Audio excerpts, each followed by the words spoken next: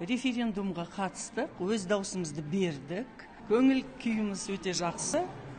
Барлықтарыңызға жақсылық тілейміз. Еліміз тыныш, аспанымыз ашық болсын. Бүгін тарихи күн.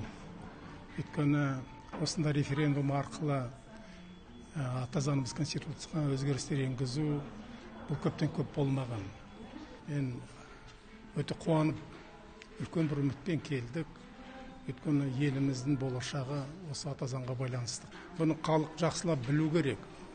Халық бүгінгі күні өзіміздің бұл еліміздегі бір керемет өзгерістерге енгізіп жатырмыз.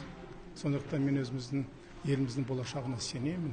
Еліміз Қазақстан үшін тарихи маңызды және жауапты күн деп ойлаймыз.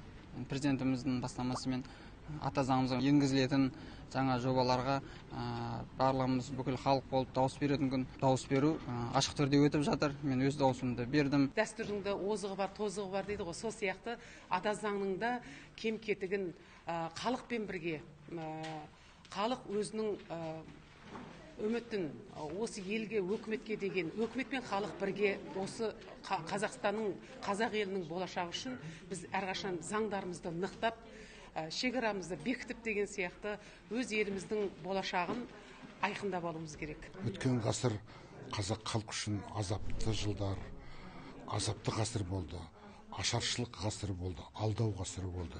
Енді жаңа Қазақстанда болашақ үшін, ұрпақ үшін біздер дауыс беруге келдік.